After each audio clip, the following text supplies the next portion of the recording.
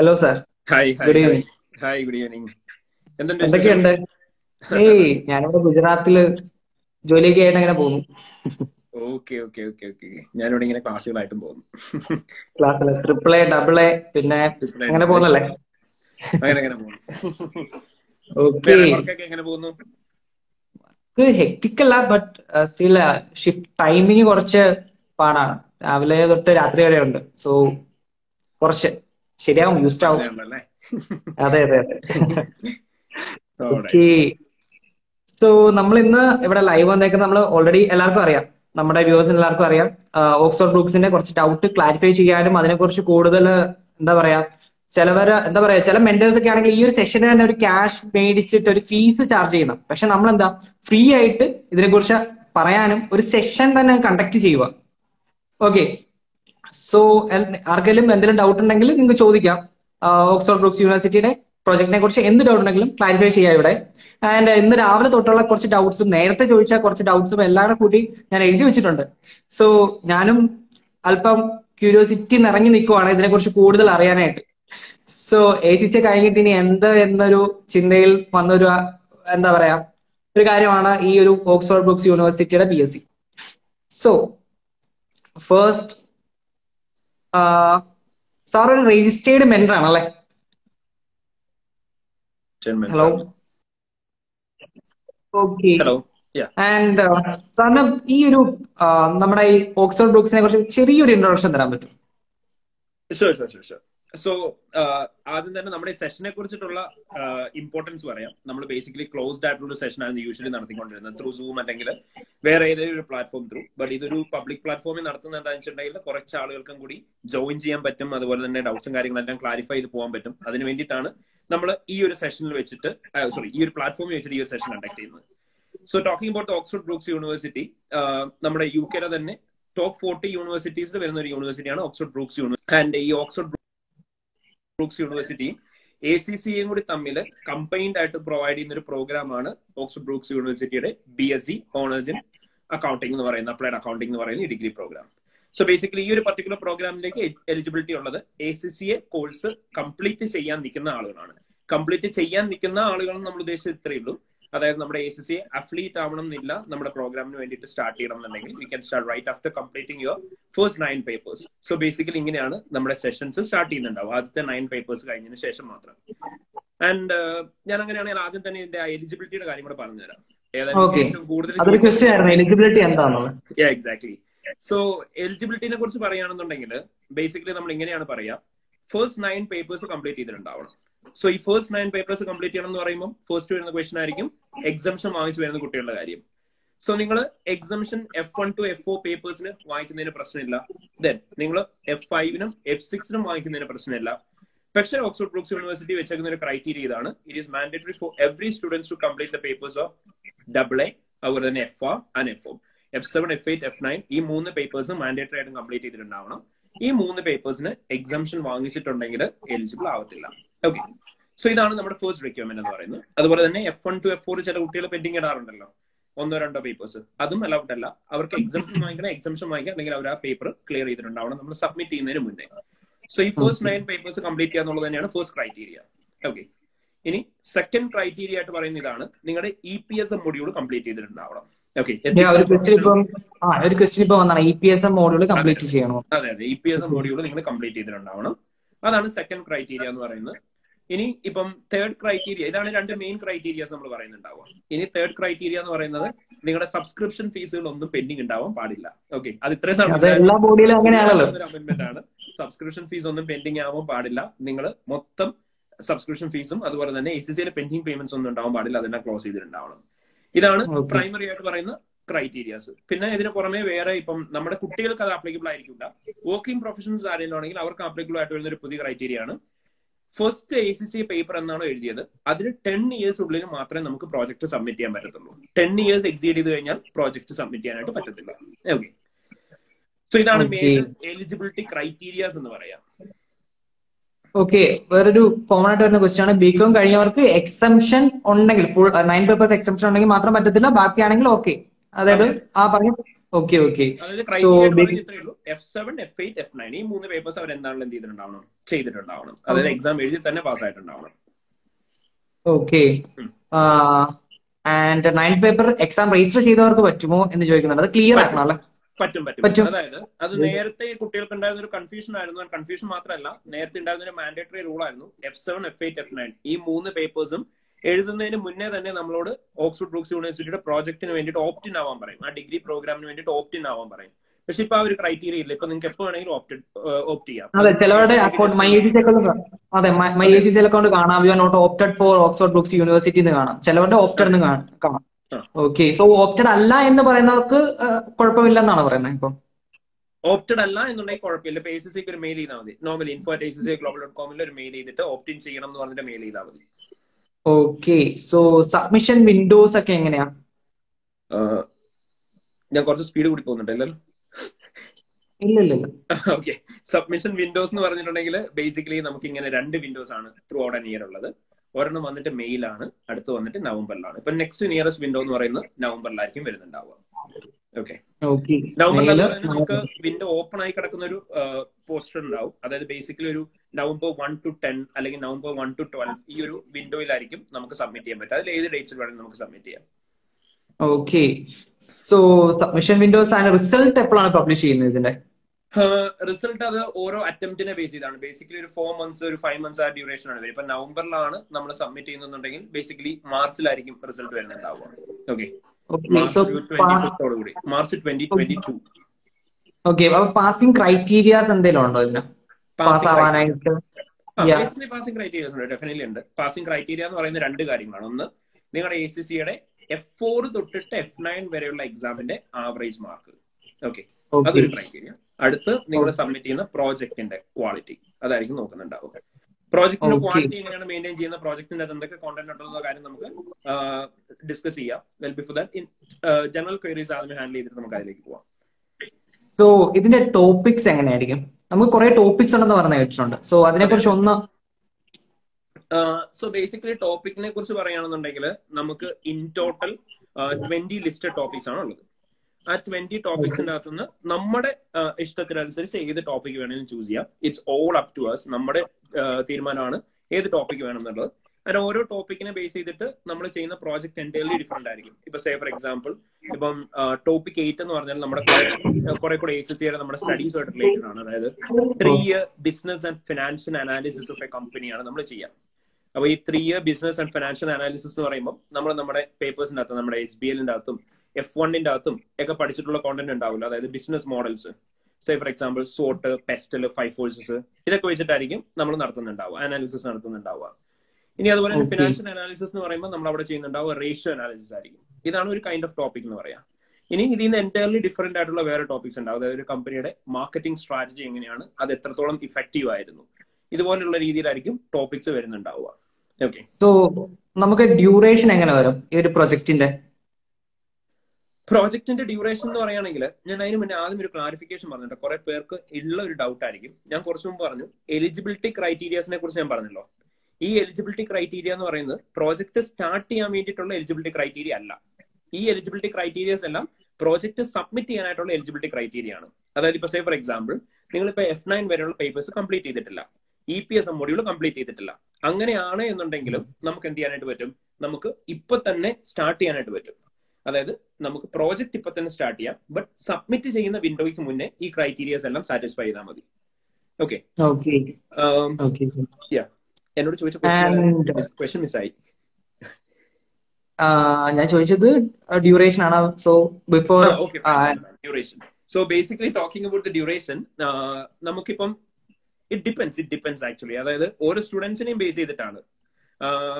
ഏറ്റവും സ്റ്റുഡൻസിനെ ബേസ് ചെയ്തിട്ടാണെന്ന് പറയാനുള്ള റീസൺ ഇതാണ്. ഇപ്പൊ ഒരു വർക്കിംഗ് പ്രൊഫഷണൽ ആണെന്നുണ്ടെങ്കിൽ ഓരോ ദിവസവും ഇപ്പം സേ ഫോർ എക്സാമ്പിൾ രാഹുൽ ആണെന്നുണ്ടെങ്കിൽ രാഹുൽ ഓഫീസ് കഴിഞ്ഞിട്ട് may be per day 1 hour വെച്ചിട്ടായിരിക്കും പ്രോജക്ട് സ്പെൻഡ് ചെയ്യുന്നുണ്ടാവുക. സോ റഫ്ലി it may take around 3 months അല്ലെങ്കിൽ 4 months for the completion of project. വിശ്വപരി നമ്മുടെ ACC പഠിച്ചുകൊണ്ടിരിക്കുന്ന കുട്ടിയാണ്. അങ്ങനെയാണെന്നുണ്ടെങ്കിൽ ആ കുട്ടിക്ക് ഒരു 1.5 months ഇതിലേക്ക് തന്നെ ഫോക്കസ് ചെയ്തിരുന്നുണ്ടെങ്കിൽ ഡെഫിനറ്റ്ലി കംപ്ലീറ്റ് ചെയ്യാൻ പറ്റുന്നേ ഉള്ളൂ. And even there are students who have completed the projects in just 5 days. 5 ദിവസത്തിൽ കംപ്ലീറ്റ് ചെയ്ത ആളുകളുണ്ട്. അപ്പൊ 5 ദിവസം എന്ന് പറഞ്ഞിട്ടുണ്ടെങ്കിൽ ദേ വർ വർക്കിംഗ് പ്രൊഫഷണൽസ്. അപ്പൊ അവരെന്താ ചെയ്തെന്ന് വെച്ചാൽ സബ്മിഷൻ ആ ഒരു 5 days മുന്നേ ലീവ് എടുത്തിട്ട് കണ്ടിന്യൂസ്ലി പ്രോജക്റ്റിൽ ഇൻവോൾവ് ആയിട്ടിരിക്കുകയായിരുന്നു ചെയ്തുകൊണ്ടിരുന്നത്. അപ്പം സോ ആ 5 days മാത്രം മതിയാവും ഈ ഒരു പ്രൊജക്ടിന്? 5 days മാത്രം എന്ന് പറയുമ്പോൾ അവിടെ വരുന്നൊരു വ്യത്യാസം എന്ന് പറഞ്ഞാൽ മോർണിംഗ് ടു ഈവനിങ് ഇതിൽ തന്നെ ഫോക്കസ് ചെയ്യായിരിക്കും. ത്രൂ ഔട്ട് ദ ഡേ ഇവർ ഇതിൽ തന്നെ ചെയ്തുകൊണ്ടിരിക്കുന്നത് 5 days. അതുപോലെ തന്നെ നമ്മളിപ്പോ ഓരോ ദിവസവും മൾട്ടിപ്പിൾ മെന്ററിംഗ് സെഷൻസും ഉണ്ടാവും. അപ്പൊ അവർ ചെയ്യുന്ന ഓരോ പാർട്ടും നമ്മൾ അന്ന് തന്നെ റിവ്യൂ ചെയ്താണ് നമ്മൾ പോവാറ്. ആൻഡ് ഞാൻ ഇത് പറഞ്ഞത് ജസ്റ്റ് ഒരു പ്രൊവിഷൻ ആയിട്ട് മാത്രമാണ്. Even you can complete it in such A short span എന്ന് പറയാൻ വേണ്ടിയിട്ട് മാത്രമാണ്, ആരും പ്രൊമോട്ട് ചെയ്യാൻ വേണ്ടിയിട്ട് പറഞ്ഞതല്ല. ഓക്കെ ഒരു 3 to 4 months basically. 3 to 4 months. Okay. So duration ആയി, എലിജിബിലിറ്റി ആയി, സബ്മിഷൻ ആയി, നമുക്ക് അതിന്റെ കോസ്റ്റ് കൂടെ ഒന്ന് അറിയാൻ കൊള്ളായിരുന്നു. എങ്ങനെ ഒരു കോസ്റ്റ് ഒക്കെ? കോസ്റ്റിനെ കുറിച്ച് പറയുകയാണെന്നുണ്ടെങ്കിൽ ഇപ്പം മെന്ററിംഗ് ഫീസ് എന്ന് പറയുന്ന ഒരു പാർട്ട് ഉണ്ടാവും. ഫീസ് എന്ന് പറഞ്ഞിട്ടുണ്ടെങ്കിൽ ഇറ്റ്സ് ഓൾമോസ്റ്റ് ലൈക്ക് നമ്മളിപ്പം ACC യുടെ ഒരു പേപ്പർ ചെയ്യുന്ന സമയത്ത് നമ്മൾ ഫാക്കൽറ്റീസിന് പേ ചെയ്യാറുള്ള എമൗണ്ട് ഉണ്ടാവുമല്ലോ. അതുപോലെ തന്നെ മെന്ററിംഗ് ഫീസ് ഉണ്ടാവും. ഞാനിപ്പം ജനറൽ ആയിട്ട് പറയാം. ജനറൽ ആയിട്ട് മെന്ററിംഗ് ഫീസ് എന്ന് പറഞ്ഞിട്ടുണ്ടെങ്കിൽ it will range almost from ഒരു 20,000 to 40,000. ആവറേജ് ഇപ്പം ഞാൻ ചാർജ് ചെയ്യുന്നതാണ് 20,000 ആണ് മെന്ററിംഗ് ഫീസ് ആയിട്ട് യൂഷ്വലി ചാർജ് ചെയ്യാറ്. അപ്പൊ ആ ഒരു ബേസിസ് കൺസിഡർ ചെയ്യുകയാണെങ്കിൽ 20 for the mentoring fee plus നമുക്ക് സബ്മിഷൻ ഫീ ഉണ്ടാവും. സബ്മിഷൻ ഫീ വിൽ ബി റഫ്ലി അറൌണ്ട് 445 pounds ആണ് കറക്റ്റ് റേറ്റ് വരുന്നത്. ഓക്കെ, 445 pounds വിച്ച് മീൻസ് റഫ്ലി അറൌണ്ട് ഒരു 45,000 rupees. അപ്പം ഇൻ ടോട്ടൽ ഒരു 60 to 65 ആ റേഞ്ചിലായിരിക്കും ആവുന്നുണ്ടാവുക. കഴിഞ്ഞ പ്രാവശ്യം ഒരു 335 അങ്ങാണ്ടായിരുന്നു കോസ്റ്റ് വന്നിരുന്നത് കഴിഞ്ഞ പ്രാവശ്യം. കഴിഞ്ഞ കറക്റ്റ് ഒരു 1 year ബാക്ക്. പക്ഷെ പെട്ടെന്ന് കൂടി. അതെ, ഇപ്പം അവർ ഓരോ 2 അറ്റംപ്റ്റ് കൂടുമ്പോൾ ചേഞ്ച് ചെയ്തായിക്കൊണ്ടിരിക്കും. കാരണം എന്താ വെച്ചാൽ കോവിഡ് ആയിരുന്ന സമയത്ത് അവർ ചേഞ്ച് ചെയ്തിട്ടുണ്ടായില്ല. അപ്പൊ കഴിഞ്ഞ് വന്ന സ്റ്റേജിൽ ഒന്ന് ബാക്ക് ടു നോർമൽ ആയ സ്റ്റേജിൽ ഒരു പെട്ടെന്ന് ഒരു ഇൻക്രീസ് കൊണ്ടെന്നാണ്. കോവിഡ് ആയിരുന്നപ്പോ ഒരു കൂട്ടിയോ? അല്ലല്ല, കോവിഡ് ആയിരുന്നപ്പോ അവർ കൂട്ടാതെ സ്റ്റേബിൾ ആയിട്ട് നിർത്തി. അതിനുശേഷം ഒറ്റയടിക്ക് എന്ത് ചെയ്തു, കൂട്ടി. സോ ഇനി നിയറസ്റ്റ് ആയിട്ടുള്ള സബ്മിഷൻ പീരീഡ് എന്ന് പറയുമ്പോൾ നമുക്ക് നവംബർ വരുന്നു. നവംബർ. ഓക്കെ, അപ്പൊ നമുക്ക് ഇപ്പൊ തന്നെ പ്രിപ്പയർ ചെയ്താലും സബ്മിറ്റ് ചെയ്യാൻ പറ്റുന്ന ഒരു ടൈമാണ് November. Okay. So cost duration എല്ലാം കഴിഞ്ഞ് ഇനി F4 ഞാൻ പറയണ്ട, F4 ചിലവരൊക്കെ ഉണ്ട് ഈ ഇന്ത്യൻ CA കഴിഞ്ഞിട്ട്, ഇന്ത്യൻ CA ഇന്റർ ഒക്കെ പാസ്സായിട്ട് വന്നിട്ട് F4 മാത്രം വിട്ടിട്ട് ബാക്കി കുറച്ച് പേപ്പർ ലൈക്ക് F7, F8 ഒക്കെ, F6, F8 ഒക്കെ എന്താ എക്സെപ്ഷൻ എടുത്ത് വരുന്നത്, അവർക്ക് ചെയ്യാനായിട്ട് ഇത് പറ്റുമോ? എനിക്ക് വന്നൊരു ക്വസ്റ്റ്യൻ ആയിരുന്നു അത്. സോ CA ഇന്റർ പാസ്സായിട്ട് 2 പേപ്പർ F4 അവർക്ക് എഴുതണം. സോ അവരത് എഴുതാമെന്ന് പറഞ്ഞിട്ടുണ്ട്. പക്ഷേ F6ഉം F8ഉം എക്സംഷൻ കിട്ടിയവർക്ക്, സോ അവർക്ക് എലിജിബിൾ ആണോ? അല്ല, അവർക്ക് എലിജിബിൾ അല്ല. കാരണം ഞാൻ പറഞ്ഞ പോലെ തന്നെ F7, F8, F9 ഈ 3 പേപ്പേഴ്സും മാൻഡേറ്ററി ആണ്, എഴുതിയിട്ടുണ്ടാവണം. ഓക്കെ. സോ ഇനി ഒരു ബേസിക് ക്വസ്റ്റ്യൻ ആണ്. ബികോം കഴിഞ്ഞ് വരുന്ന ഒരാള് BSc ചെയ്യണോ വേണ്ടത്? ബികോം കഴിഞ്ഞ് വന്ന ആള് BSc ചെയ്യണമെന്ന് ചോദിച്ചിട്ടുണ്ടെങ്കിൽ വളരെ സിമ്പിൾ ആയിട്ട് ഞാൻ അതിന്റെ ഒരു കാര്യം പറയാം. അതായത് ഇപ്പം ഈ ഒരു പർട്ടിക്കുലർ കോഴ്സിനെ കുറിച്ച് പ്രൊമോട്ട് ചെയ്യുന്ന കാര്യങ്ങൾക്ക് വേണ്ടിയിട്ടൊന്നുമല്ല. It is just a normal degree. അതായത് it's just a normal degree from an overseas university. അത്രേ ഉള്ളൂ. ഒരു ഓവർസീസ് യൂണിവേഴ്സിറ്റിയിൽ നിന്ന് കിട്ടുന്ന നോർമൽ ഡിഗ്രി പ്രോഗ്രാം തന്നെയാണ് BSc എന്ന് പറയുന്നത്. Okay, nothing more than that. Okay. So BSc after MSc, ഈ BSc വെച്ചിട്ട് നമുക്ക് PG ചെയ്യാനായിട്ട് പറ്റുമോ? അതും ഇന്ത്യയിലൊക്കെ? ഈ BSc ആഫ്റ്റർ MSc എന്ന് പറയുന്നത് കുട്ടികൾ ചിലപ്പോൾ 2 രീതി കൺസിഡർ ചെയ്യുന്നുണ്ടാവാം. നമ്മുടെ ഇവിടുത്തെ MSc ആയിരിക്കും ഒന്നെങ്കിൽ കൺസിഡർ ചെയ്യുന്നത്, അല്ലാന്നുണ്ടെങ്കിൽ ഇപ്പൊ ACC തന്നെ പ്രൊവൈഡ് ചെയ്യുന്ന MSc പ്രോഗ്രാം ആയിരിക്കാം from the university of London. അങ്ങനെയാണ് എന്നുണ്ടെങ്കിൽ MSc ചെയ്യാനായിട്ട് നിങ്ങൾക്ക് ഈ BScയുടെ ആവശ്യമില്ല. കാരണം MSc ചെയ്യാൻ നിങ്ങളെ എലിജിബിൾ ആക്കുന്ന ACC മെമ്പർഷിപ്പ് എന്നുള്ള കാര്യമാണ്. ACC മെമ്പർ ആണെങ്കിൽ MScക്ക് അപ്ലൈ ചെയ്യാം. അപ്പം അത് പ്യൂർലി സെപ്പറേറ്റ് ആയിട്ട് തന്നെ ACCA പ്രൊവൈഡ് ചെയ്തേക്കുന്ന ഒരു അഡീഷണൽ ആഡ് ഓൺ ബെനിഫിറ്റ് ആണ്, same as that of the BSc. അപ്പൊ അതുകൊണ്ട് തന്നെ നമുക്ക് എന്ത് ചെയ്യാൻ പറ്റും, ഈ ഒരു പ്രോഗ്രാം ചെയ്യാണ്ട് തന്നെ MSc വേണമെങ്കിൽ ചെയ്യാൻ പറ്റും. ഓക്കെ. അപ്പൊ എബ്രോഡ് പോകുന്നവർക്ക് BSc ഇവിടെ ഡിഗ്രി ഇല്ല, സോ എബ്രോഡ് കാനഡ പോലത്തെ കൺട്രീസിൽ ഒരു ഡിഗ്രി കഴിഞ്ഞിട്ട് PG ഡിപ്ലോമ ഒക്കെ എടുക്കാനായിട്ട് പോകുന്നവർക്ക് ഇത് ഹെൽപ്ഫുൾ ആണോ? Again, it's a normal degree from an overseas university. എങ്ങനെയാണോ സാധാരണ ഒരു ഡിഗ്രി പ്രോഗ്രാം വർക്ക് ചെയ്യുന്ന സെയിം രീതിയിൽ നിങ്ങൾക്ക് എല്ലാ സ്ഥലത്തും യൂസ് ചെയ്യാം. Okay. So what is the added advantage after ACC affiliation? ACC affiliate കഴിഞ്ഞിട്ട് ഇത് എടുക്കുമ്പോൾ ഉള്ള ആഡഡ് അഡ്വാൻറ്റേജ് എന്ന് പറയുന്നത് എന്താ? നോർമൽ ഒരു ബികോം ഹോൾഡറുമാണ്. അതെ, ബികോം ഹോൾഡർ ആണെന്നുണ്ടെങ്കിൽ ആഡ് ഓൺ അഡ്വാൻറ്റേജ് എന്താണെന്ന് ചോദിച്ചാൽ, അഗെയിൻ നമ്മളിപ്പോ എന്താ പറയാ, ഒരു ഇന്റർനാഷണൽ യൂണിവേഴ്സിറ്റി അല്ലെങ്കിൽ ഓവർസീസ് യൂണിവേഴ്സിറ്റിയിൽ നിന്ന് കിട്ടുന്ന ഒരു ഡിഗ്രി പ്രോഗ്രാം, അത്രയേ ഉള്ളൂ. ഇപ്പം ഡിഗ്രി ഇല്ലാത്ത ഒരാളെ സംബന്ധിച്ചാണ് ഇവിടെ ബേസിക്കലി ACCA നമുക്ക് ഒരു പ്രിവിലേജ് തരുന്നത്. ബികോം ഇല്ലാത്ത ഒരാളാണ് എന്നുണ്ടെങ്കിൽ നമുക്ക് കിട്ടുന്ന ബെനിഫിറ്റ് എന്ന് പറഞ്ഞാൽ നമ്മൾ ഓൾറെഡി പറഞ്ഞ പോലെ തന്നെ അവർക്ക് എന്തൊക്കെയാണ്, ഏതൊക്കെ സ്ഥലങ്ങളിലാണ് അവർക്ക് ഒരു ഡിഗ്രി വേണം എന്ന് മാൻഡേറ്ററി ആയിട്ട് പറയുന്നത്, അവിടെ എല്ലാവർക്കും അവർക്ക് സെയിം ഡിഗ്രി പ്രോഗ്രാം തന്നെ യൂസ് ചെയ്യാൻ പറ്റും. That's A benefit. Okay. So ഒരു ക്വസ്റ്റ്യൻ വന്നതാണ്, ഈ BSc ഇന്ത്യയിൽ വാലിഡ് ആണോ? BSc UGC ഇന്ത്യയില് അപ്രൂവ്ഡ് ആണോ? ഈ BSc ഇന്ത്യയിൽ വാല്യൂഡ് ആണോ? വാലിഡ് ആണോ, അത് വാല്യൂഡ് ആണോ, ഇല്ലെങ്കിൽ അവർക്ക് ഇത് വെച്ചിട്ട് ഇവിടെ തന്നെ PG കണ്ടിന്യൂ ചെയ്യാൻ പറ്റുമോ? അങ്ങനത്തെ കുറെ ഡൗട്ട് ചോദിച്ചിട്ടുണ്ട്. അതായത് ഇവിടെ വെച്ചിട്ട് തന്നെ PG കണ്ടിന്യൂ ചെയ്യാൻ പറ്റുമോ എന്ന് ചോദിച്ചു കഴിഞ്ഞാൽ നമ്മൾ ബേസിക്കലി അതിന് കൊടുക്കുന്ന റിപ്ലൈ എന്ന് വെച്ചാൽ ഇത്രയേ ഉള്ളൂ. ഇപ്പം ഓരോ യൂണിവേഴ്സിറ്റിയുടെ ബേസിസ് നമുക്കറിയാം. ചില യൂണിവേഴ്സിറ്റിയിൽ ഇപ്പം ഓപ്പൺ ഡിഗ്രി പ്രോഗ്രാം ആണ് ചെയ്തതെന്നുണ്ടെങ്കിൽ ചിലപ്പോൾ അലൗഡ് ചെയ്യാറില്ല. അപ്പൊ അതുപോലെ തന്നെ യൂണിവേഴ്സിറ്റിയുടെ ബേസിസിലാണ് അത് വരിക. ഇപ്പൊ ഒരു യൂണിവേഴ്സിറ്റി ബേസിക്കലി അങ്ങനെ ഒരു പ്രൊവിഷൻ കൊടുക്കുന്നുണ്ട്, ഓവർസീസ് യൂണിവേഴ്സിറ്റീസിൽ പഠിച്ച കുട്ടികൾക്ക് കണ്ടിന്യൂ ചെയ്യാൻ പറ്റുന്ന ഒരു പ്രൊവിഷൻ കൊടുക്കുന്നുണ്ടെങ്കിൽ ഏത് യൂണിവേഴ്സിറ്റിയിലാണെങ്കിലും നമുക്ക് കണ്ടിന്യൂ ചെയ്യാനായിട്ട് പറ്റും.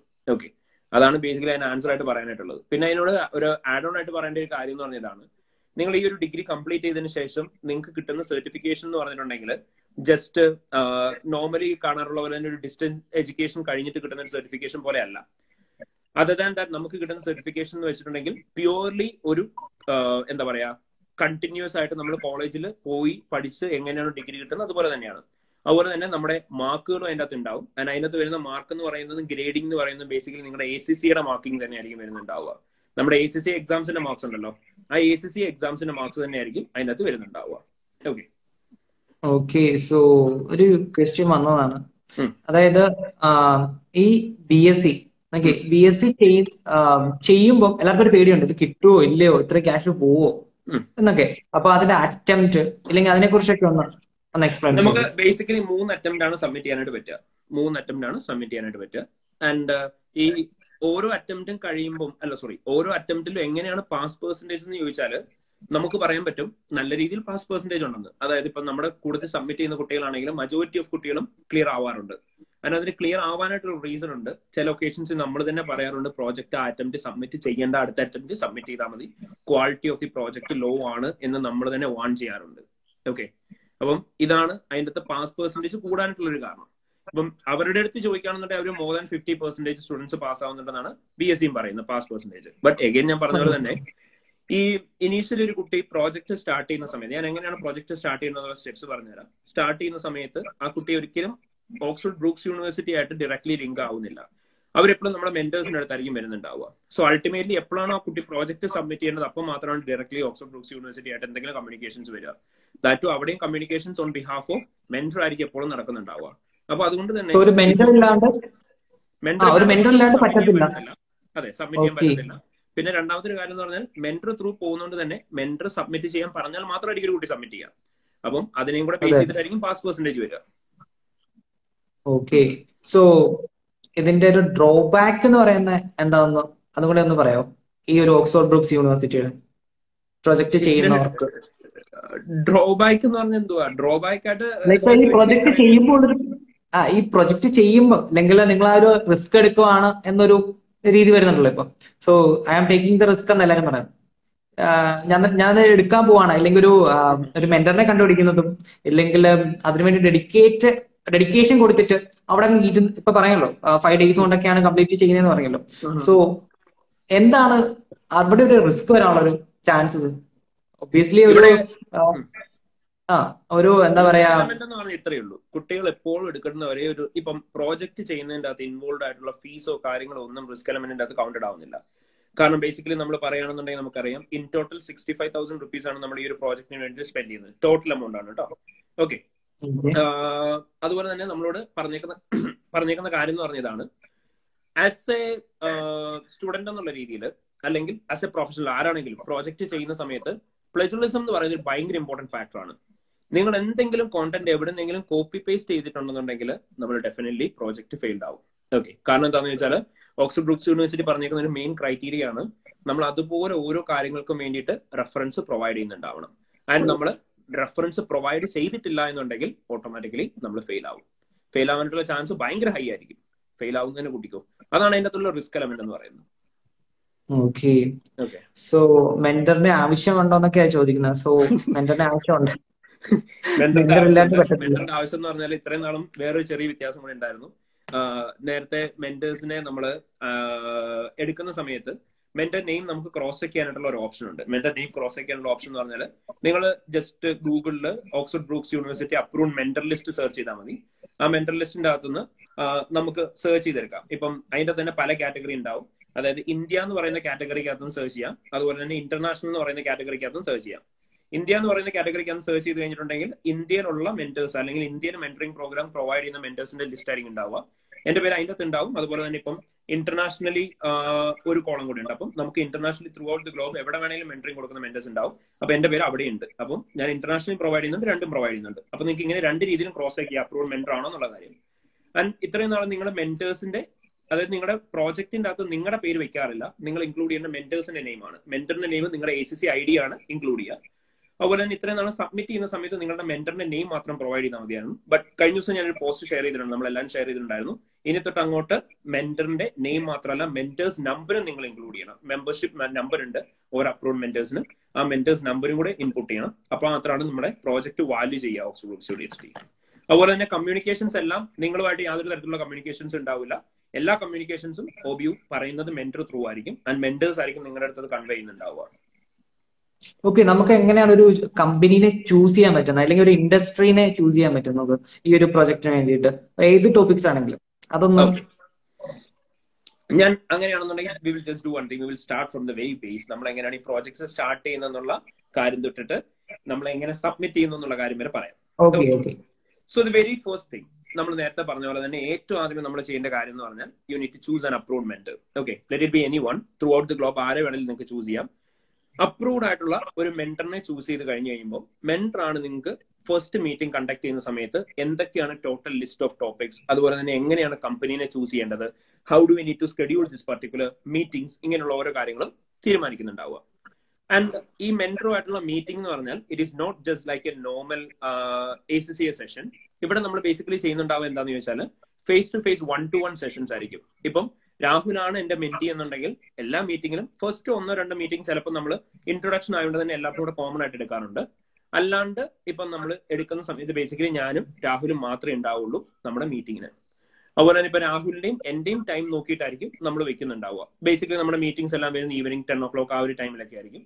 ഇപ്പൊ നിങ്ങൾ ആരെങ്കിലും ഓവർസീസിലുള്ള സ്റ്റുഡൻസ് ആണ് എന്നുണ്ടെങ്കിൽ നമുക്ക് ഇവിടെ മെന്ററിംഗ് അവൈലബിൾ ആയിട്ടുള്ള നൈറ്റ് 2 o'clock വരെ നമുക്ക് മെന്ററിംഗ് ഉണ്ട്. സോ ആ ഒരു ടൈമിൽ എപ്പോൾ വേണമെങ്കിലും നിങ്ങൾക്ക് മെന്ററിംഗ് വെക്കാൻ പറ്റും. Okay, through out the day night വരെ ഉണ്ടാവും. നൈറ്റ് 2 o'clock വരെ ഉണ്ടല്ലേ?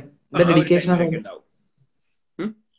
അല്ല സാറിന്റെ ഡെഡിക്കേഷനേ അല്ല, ഓവർസീസ് സ്റ്റുഡൻസ് ആകുമ്പോഴത്തേനും അവരുടെ വർക്കിംഗ് ടൈം കഴിഞ്ഞതിന് ശേഷമായിരിക്കും നമ്മൾ ഇവിടുത്തെ ടൈമിന്റെ ബേസിസ് സെറ്റ് ചെയ്യുന്നുണ്ടാവുക. അതുകൊണ്ടാണ് അത്രയും ഡിലേ ആവുന്നത്. Okay, so live. അല്ല, ഈ മെന്ററിങ്ങും ക്ലാസ് മെന്ററിങ് എല്ലാം കൂട്ടിയിട്ട് എത്ര ടൈം ഒന്ന് ഉറങ്ങാൻ കിട്ടും? ഡിപ്പെൻസ്. രാവിലെ 7 മണിക്ക് ക്ലാസ് തുടങ്ങും. പേഴ്സണലി ഡിസ്കസ് ചെയ്യാം. സോ ബേസിക്കലി അപ്പൊ നിങ്ങളൊരു മെന്ററിനെ ഓപ്റ്റ് ചെയ്ത് കഴിഞ്ഞാൽ മെന്റർ ആയിരിക്കും നിങ്ങൾക്ക് ഓരോരോ സെഷൻസും പറഞ്ഞു തരുന്നുണ്ടാവുക. ഓക്കെ, എങ്ങനെയൊക്കെയാണ് ഷെഡ്യൂൾ ചെയ്യേണ്ടതെന്നുള്ള കാര്യം. അപ്പൊ നമ്മൾ ഫസ്റ്റ് മീറ്റിംഗിൽ വെച്ചിട്ട് നമ്മൾ ഡിസ്കസ് ചെയ്യും ഏതൊക്കെയാണ് നമ്മുടെ ടോപ്പിക്സ് എന്നുള്ള കാര്യം. ഞാനിപ്പോ പറഞ്ഞ പോലെ തന്നെ നമുക്ക് 20 ടോപ്പിക്സ് ആണ് ഉള്ളത്. ആ 20 ടോപ്പിക്സിന്റെ അകത്തുനിന്ന് നിങ്ങൾക്ക് ഏത് വേണമെങ്കിലും ടോപ്പിക്ക് ചൂസ് ചെയ്യാം. നേരത്തെ ഏറ്റവും കൂടുതൽ കുട്ടികൾ എടുത്തുകൊണ്ടിരുന്നത് ടോപ്പിക് 8 എന്ന് പറയുന്ന ഒരു ടോപ്പിക്കായിരുന്നു. ഞാൻ ഓൾറെഡി പറഞ്ഞ 3-year business and financial analysis of A company. Okay, അപ്പം ആ ടോപ്പിക്ക് മാറി ഇപ്പം ആ ടോപ്പിക്ക് മൊത്തം 3 സ്പ്ലിറ്റ് ആയി. Topic number 4, 5 and 8. 4 എന്ന് പറഞ്ഞാൽ കഴിഞ്ഞ 3 വർഷത്തിൽ എക്സെപ്ഷണലി പുവർ ആയിട്ട് പെർഫോം ചെയ്ത ഏതൊരു കമ്പനിയെ നമ്മൾ എടുത്തിട്ട് അനലൈസ് ചെയ്യണം. ആൻഡ് ടോപ്പിക് 5 എന്ന് പറഞ്ഞാൽ കഴിഞ്ഞ 3 വർഷത്തിൽ ഏറ്റവും പ്രോപ്പർ ആയിട്ട് പെർഫോം ചെയ്ത അല്ലെ എക്സെപ്ഷണലി സക്സസ്ഫുൾ ആയിട്ട് പെർഫോം ചെയ്ത ഒരു കമ്പനിയെ ചൂസ് ചെയ്തിട്ട് നമുക്ക് ആ കമ്പനിയെ അനലൈസ് ചെയ്യാം.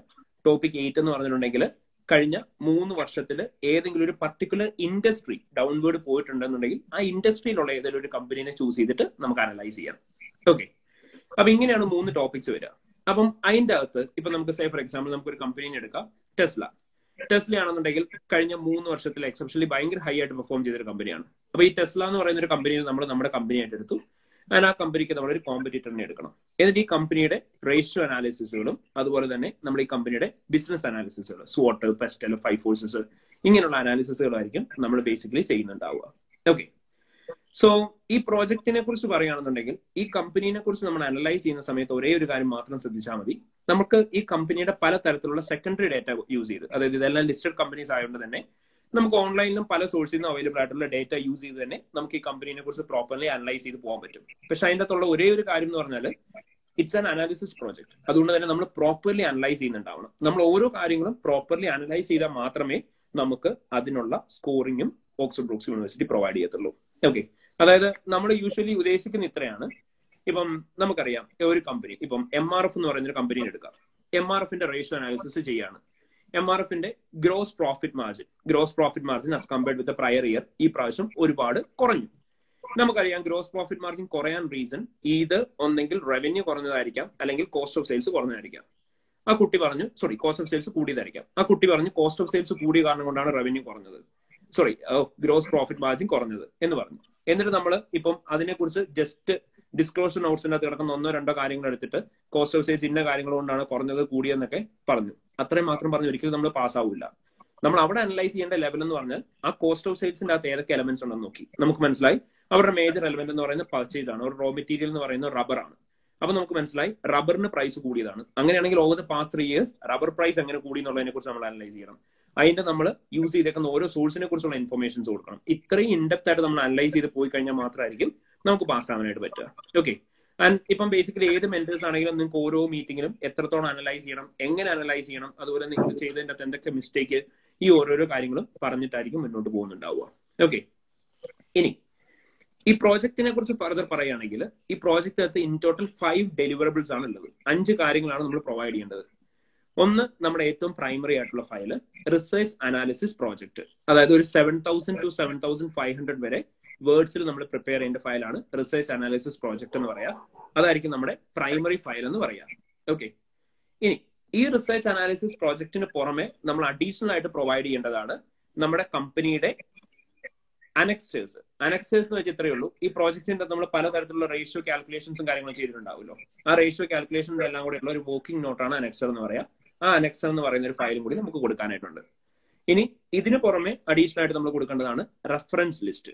അതായത് ഈ പ്രോജക്റ്റ് ചെയ്യുന്ന സമയത്ത് എന്തൊക്കെയാണോ എവിടെ നിന്നൊക്കെയാണോ നമ്മൾ ഡേറ്റ എടുത്തത് ആ ഓരോ ഡേറ്റ എടുത്തതിന് വേണ്ടിയിട്ട് നമ്മൾ പ്രോപ്പർ റെഫറൻസുകൾ കൊടുക്കണം. അതാണ് റെഫറൻസ് ലിസ്റ്റിന്റെ അകത്ത് ഉണ്ടാവുക. Okay, and finally PPT power point presentation കൊടുക്കാനായിട്ടുണ്ട്. പവർ പോയിന്റ് പ്രസന്റേഷൻ എന്ന് പറയുന്നത് ആക്ച്വലി ഇത്രയേ ഉള്ളൂ. ഞാൻ നേരത്തെ പറഞ്ഞ പോലെ തന്നെ ഇവൻ നിങ്ങൾ പ്രോജക്റ്റ് പ്രസന്റ് ചെയ്ത് കാണിക്കണം ലാസ്റ്റ്. അതായത് നിങ്ങളുടെ അനാലിസിസും നിങ്ങളുടെ കൺക്ലൂഷൻസും നിങ്ങളുടെ റെക്കമെൻഡേഷൻസും എല്ലാം നിങ്ങൾ പ്രസന്റ് ചെയ്ത് കാണിക്കണം. പക്ഷെ നിങ്ങൾ അത് പ്രസന്റ് ചെയ്ത് കാണിക്കുന്നതും ഓക്സ്ഫോർഡ് ബ്രൂക്സ് യൂണിവേഴ്സിറ്റിനെ അല്ല, നിങ്ങളുടെ മെന്ററിനെയാണ് നിങ്ങൾ പ്രസന്റ് ചെയ്ത് കാണിക്കുന്നത്. അപ്പം മെന്ററിനെ പ്രസന്റ് ചെയ്ത് കാണിച്ചിട്ടുണ്ട് എന്നുള്ളതിന് എവിഡൻസ് ആയിട്ടാണ് നമ്മൾ പവർ പോയിന്റ് പ്രസന്റേഷൻ കൊടുക്കുക. ഒരു 20 slides ഉള്ള പവർ പോയിന്റ് പ്രസന്റേഷൻ കൊടുക്കണം. ഓക്കെ, ഇനി അതിന് പുറമെ very last file SLS skills and learning statement എന്ന് പറയും.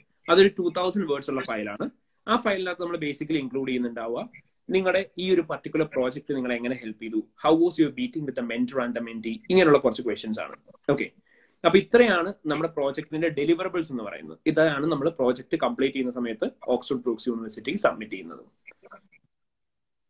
അപ്പം അതുപോലെ തന്നെ ഇപ്പൊ പ്രോജക്ട് സ്റ്റാർട്ട് ചെയ്യുന്ന സമയത്ത് ഞാൻ നേരത്തെ പറഞ്ഞ പോലെ തന്നെ ഓക്സ്ഫോർഡ് ബ്രൂക്സ് യൂണിവേഴ്സിറ്റിനല്ല കോൺടാക്ട് ചെയ്യേണ്ടത്. ഫസ്റ്റ് ഓഫ് ഓൾ നിങ്ങൾ ആരെയാണോ നിങ്ങളുടെ മെന്ററായിട്ട് ചൂസ് ചെയ്യുന്നത് ആ മെന്ററിനെയാണ് നിങ്ങൾ കോൺടാക്ട് ചെയ്യേണ്ടത്. ആൻഡ് മെന്ററിനെ കോൺടാക്ട് ചെയ്തതിന് ശേഷമാണ് നമ്മൾ സബ്മിറ്റ് ചെയ്യുക. ആ സബ്മിറ്റ് ചെയ്യുന്ന സമയത്ത് മാത്രം എന്നാണ് നിങ്ങൾ സബ്മിറ്റ് ചെയ്യുന്നത്. ഇപ്പൊ ഇന്ന് നിങ്ങൾ പ്രോജക്ട് സ്റ്റാർട്ട് ചെയ്യുകയാണെങ്കിൽ നിങ്ങൾ സബ്മിറ്റ് ചെയ്യുന്നത് November 1 to 10 ആ November 1 to 10 ആ ദിവസത്തിൽ ഏത് ദിവസമാണ് നിങ്ങൾ സബ്മിറ്റ് ചെയ്യുന്നത് അന്ന് മാത്രമാണ് നിങ്ങൾ ഓക്സ്ഫോർഡ് ബ്രൂക്സ് യൂണിവേഴ്സിറ്റിയുടെ വെബ്സൈറ്റിൽ പോലും കയറിയിട്ട് നിങ്ങളുടെ പ്രോജക്റ്റ് അപ്ലോഡ് ചെയ്യുന്നുണ്ടാവുക. അതുപോലെ തന്നെ ഫീസ് എല്ലാം നിങ്ങൾ പേ ചെയ്യേണ്ടത് നവംബറിലാണ്. മെന്ററിംഗ് ഫീസ് മാത്രമായിരിക്കും ആരെയാണ് നിങ്ങൾ മെന്ററായിട്ട് ചൂസ് ചെയ്യുന്നത് ആ ഒരു സമയത്ത് നിങ്ങൾ ബേസിക്കലി പേ ചെയ്യുന്നുണ്ടാവുക. മെന്ററിംഗ് ഫീ മാത്രമായിരിക്കും. ആൻഡ് ഫൈനലി നമ്മൾ ബാക്കി വരുന്ന ഫർദർ ഫീസുകളും കാര്യങ്ങളും എല്ലാം ഓക്സ്ഫോർഡ് ബ്രൂക്സ് യൂണിവേഴ്സിറ്റിക്ക് ഡയറക്ട്ലി സബ്മിറ്റ് ചെയ്യുന്നുണ്ടാവുക. ഇവൻ നിങ്ങളുടെ പ്രോജക്റ്റ് സബ്മിറ്റ് ചെയ്തതിനു ശേഷമായിരിക്കും. Okay, and that will be in the month of November. So project submit ചെയ്യുന്നത് എങ്ങനെ? Email through? നമുക്ക് ഓക്സ്ഫോർഡ് ബ്രൂക്സ് യൂണിവേഴ്സിറ്റിയുടെ നമ്മളൊരു പർട്ടിക്കുലർ ഫയൽ ഷെയർ ചെയ്യുന്നുണ്ടാവും. ആ ഫയൽ ഷെയർ ചെയ്തതിനു ശേഷം നമ്മൾ ഫൈനലി അതിൻ്റെ അകത്തൊരു ലിങ്ക് ഉണ്ടാവും. ആ link through directly Oxford Brooks യൂണിവേഴ്സിറ്റിയുടെ വെബ്സൈറ്റ് ആക്സസ് ചെയ്യാം. ആൻഡ് അവിടെ ആയിരിക്കും ഒരു പോർട്ടലിൽ നമ്മൾ സബ്മിറ്റ് ചെയ്യുന്നുണ്ടാവുക. എല്ലാ ഡീറ്റെയിൽസും അതായത് നമ്മുടെ ACC രജിസ്ട്രേഷൻ നമ്പർ യൂസ് ചെയ്തിട്ടായിരിക്കും നമ്മൾ ലോഗിൻ ചെയ്യുക. ആൻഡ് ആ ക്രെഡൻഷ്യൽസ് യൂസ് ചെയ്ത് ലോഗിൻ ചെയ്തതിനു ശേഷം അവിടെ ആയിരിക്കും നമ്മുടെ എല്ലാ ഫയൽസും നമ്മൾ അപ്ലോഡ് ചെയ്യുന്നുണ്ടാവുക. ഓക്കെ, സോ വേറൊരു ക്വസ്റ്റ്യൻ വന്നത് ACC കഴിഞ്ഞിട്ട് അഫിലിയേറ്റ് ആയിട്ട് വേണം ചെയ്യാൻ, ACC പെർസ്യൂം ചെയ്യുമ്പോഴാണ് ചെയ്യേണ്ടത്, അല്ലെങ്കിൽ ഒരു ജോബിന് കയറി കഴിഞ്ഞിട്ടാണോ? ഏതാണ് better? So you can do it basically any time after completing the first 9 papers. അല്ലെങ്കിൽ ഇപ്പം 9th പേപ്പറിന്റെ ഒക്കെ റിസൾട്ട് വെയിറ്റ് ചെയ്യുന്ന സമയത്താണെങ്കിലും നമുക്ക് പ്രോഗ്രാമിന് വേണ്ടി ജോയിൻ ചെയ്യാൻ പറ്റുന്നേ ഉള്ളൂ. ആൻഡ് അതിന് വരുന്ന ഒരു ഡിഫറൻസ് എന്ന് പറഞ്ഞാൽ if you have done the papers of SBR പോലത്തെ പേപ്പേഴ്സ് ചെയ്യുകയാണെങ്കിൽ കുറച്ചും കൂടി റേഷ്യോ അനാലിസിസ് സിമ്പിൾ ആയിരിക്കും. അതാണ് മെയിൻ വരുന്ന ബെനിഫിറ്റ് എന്ന് പറയാം. ഓക്കെ ഓക്കെ, സോ അടുത്ത ക്വസ്റ്റ്യൻ വന്നേക്കുന്നത് വിച്ച് ടോപ്പിക് ഈസ് ഈസിയർ? ഏത് ടോപ്പിക് എടുത്തിട്ടാണ് ഏറ്റവും കൂടുതൽ പാസ് ആയിട്ടുള്ള ആൾക്കാർ? സാറിന്റെ ഏത് ടോപ്പിക് എടുത്തിട്ട് ഏറ്റവും കൂടുതൽ പാസ് ആയിക്കുന്നതല്ല, 90% ഓഫ് സ്റ്റുഡൻസും എടുത്തോണ്ടിരുന്ന ടോപ്പിക് എന്ന് പറയുന്നത് ടോപ്പിക് നമ്പർ 8 ആയിരുന്നു. ഞാൻ നേരത്തെ പറഞ്ഞ പോലെ തന്നെ 3 year business and financial analysis. അതിൽ നിന്ന് മാറിയിട്ട് ഇപ്പൊ ഞാൻ പറഞ്ഞു already they have splitted the topic 8 into 3 part, 8, 4 and 5. ആ 3 ഏത് വേണമെങ്കിലും ചൂസ് ചെയ്യാം. ബിക്കോസ് ഇത് എടുക്കാനുള്ള റീസൺ എളുപ്പമായോണ്ടല്ല, it's a topic that is directly related with your ACCA studies. അപ്പൊ എടുത്തു കഴിഞ്ഞിട്ടുണ്ടെങ്കിൽ it will be much more simple in the way it will be very simple to interpret the data as well as the analysis part. അത് കാരണം കൊണ്ടാണ് കൂടുതൽ ആളുകളും അത് എടുക്കുന്നത്. ആൻഡ് സെക്കൻഡ് തിങ് എന്ന് പറഞ്ഞാൽ ഈ ഒരു ടോപ്പിക്കിന് ഏറ്റവും വലിയ സ്പെഷ്യാലിറ്റി ആണ് you can work purely on the secondary data. അതായത് നിങ്ങൾ ഒരു കമ്പനി പോയിട്ട് ഡേറ്റ കളക്ട് ചെയ്യേണ്ട കാര്യമില്ല. ബേസിക്കലി കമ്പനിയുടെ ആനുവൽ റിപ്പോർട്ട്സും അതുപോലെ തന്നെ പബ്ലിക്കലി അവൈലബിൾ ആയിട്ടുള്ള ഇൻഫർമേഷനും കോർപ്പറേറ്റ് വെബ്സൈറ്റിൽ നിന്നുള്ള ഇൻഫർമേഷൻ ഒക്കെ യൂസ് ചെയ്ത് തന്നെ നമുക്ക് സുഖമായിട്ട് കളക്ട് ചെയ്യാൻ പറ്റുന്നേ ഉള്ളൂ. That's another reason for choosing the topic. Okay, ഇതിനകത്ത് ചോദിക്കുന്നുണ്ട് എത്രയാവും, ഫീസ് എത്രയാവും ചോദിക്കുന്നുണ്ട്, പിന്നെ വർക്കിന്റെ ഒപ്പം ചെയ്യാൻ പറ്റുമോ? അല്ല, എല്ലാം നമ്മൾ പറഞ്ഞിട്ടുണ്ട്. അത് IGTV ആയിട്ട് നമ്മൾ പോസ്റ്റ് ചെയ്യുന്നതായിരിക്കും, അവരോട് ഞാൻ പറയേക്കാം. സോ നിങ്ങൾക്കത് എപ്പോഴും ആക്സസ് ചെയ്യാം, കാണാം. ആൻഡ് ലാസ്റ്റ് ക്വസ്റ്റ്യൻ കുറെ കണ്ടായിരുന്നു, റെഡിമെയ്ഡ് പ്രൊജക്ട് ഈസ് അവൈലബിൾ എന്ന് പറഞ്ഞ കുറെ നമ്മുടെ ടെലിഗ്രാംസിലും എല്ലാം കണ്ടിട്ടുണ്ടായിരുന്നു. സോ അതെടുത്ത് സബ്മിറ്റ് ചെയ്ത് കഴിയുമ്പോൾ ആഫ്റ്റർ എഫക്ട് എന്താന്ന് കൂടെ ഒന്ന് പറഞ്ഞാൽ. ആഫ്റ്റർ എഫക്ട്സ് എന്ന് പറഞ്ഞിട്ടുണ്ടെങ്കിൽ വളരെ സിമ്പിൾ ആയിട്ടുള്ള കാര്യമാണ്. ബേസിക്കലി ഇപ്പം പാകിസ്ഥാനീസ് ആണ് കൂടുതലും ഈ റെഡിമെയ്ഡ് പ്രോജക്ട്സ് കൊടുക്കുന്നത്. ഇപ്പൊ രാഹുലും ഞാനും വേറൊരാളും കൂടെ ചെന്നിട്ട് റെഡിമെയ്ഡ് പ്രോജക്ട്സ് ചോദിച്ചു കഴിയുമ്പോഴത്തേനും നമുക്ക് 3 പേർക്കും കിട്ടുന്ന ടോപ്പിക്ക് സെയിം ആയിരിക്കും, ചിലപ്പോൾ പ്രോജക്റ്റും സെയിം ആയിരിക്കും. ഡെഫിനറ്റ്ലി സ്പോട്ടിൽ റിജക്ഷൻ വരും. അതാണ് ഏറ്റവും ഫൈനലുള്ള ആഫ്റ്റർ എഫക്ട് എന്ന് പറയാം.